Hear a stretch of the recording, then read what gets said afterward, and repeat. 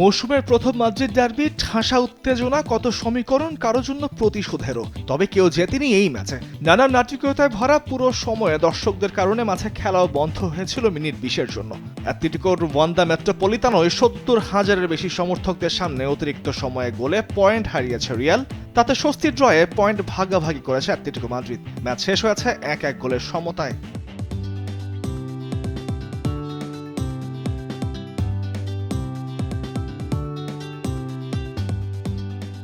গত মৌসুমে জোড়া হারের প্রতিশোধ তোলার ঝলক দেখিয়েছে রিয়াল মাদ্রিদ।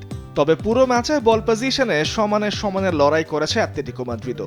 প্রথমার্ধে সকল চেষ্টা ব্যর্থ হলে বিরতিতে যায় দুই দল। দ্বিতীয়ার্ধের শুরুতেই গোল করে রিয়ালকে এগিয়ে দেন এদের মিলিতাও। ভিনিসিয়াসের পাশে মিলিতাও খুঁজে নেন জালের দেখা।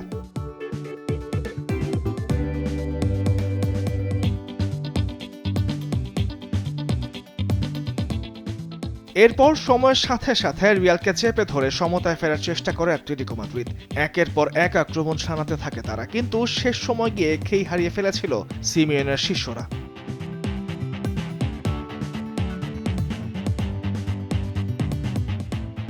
যোগ করা অতিরিক্ত সময় মিনিট 5-এ গোল করে দলকে সমতায় ফেরান অ্যাটলেটিকো মাদ্রিদের আর্জেন্টাইন উইঙ্গার অ্যানহেল কোরেয়া। শেষ সময়ে উল্লাসে মাতে মেট্রোপলিতানোর দর্শকরা।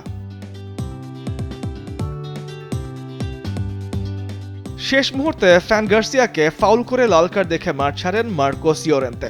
শেষ বাঁশি বাজলে 1-1 গোলের সমতায় শেষ হয় চলতি মৌসুমের প্রথম মাদ্রিদ ডার্বি।